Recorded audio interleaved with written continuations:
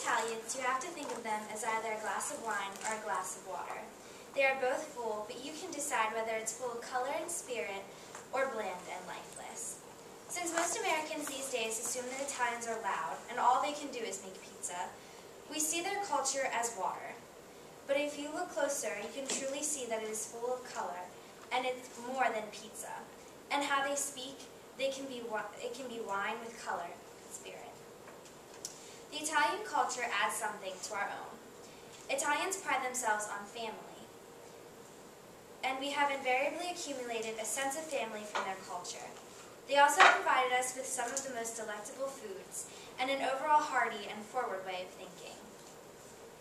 The Italian culture offers its different aspects of communication, its welcoming family style, and how meals are a social event.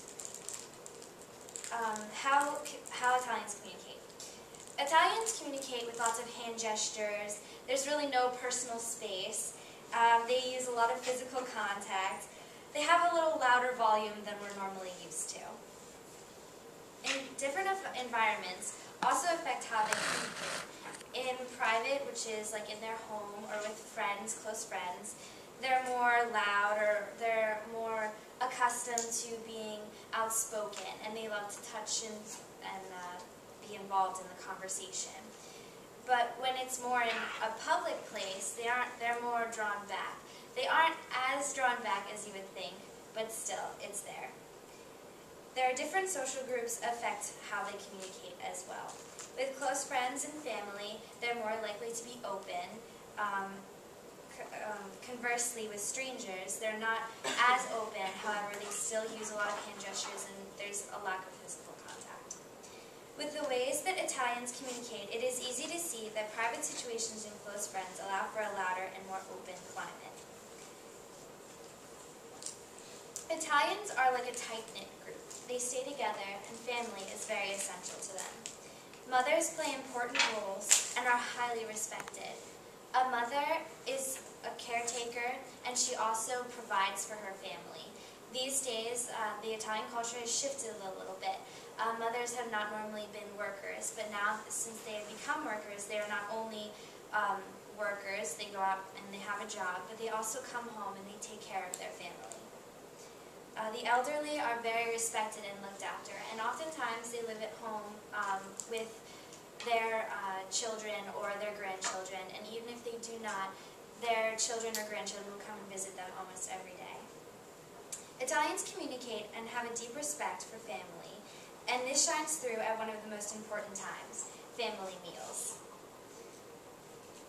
The Italian family relies heavily on the role of a mother and also on the roles served at dinner. They're more about family and social, and food is more of a social event. It's not rushed, it's not hurried like the American way. They sit down and for hours will eat with their family. Oftentimes it encompasses the community around them.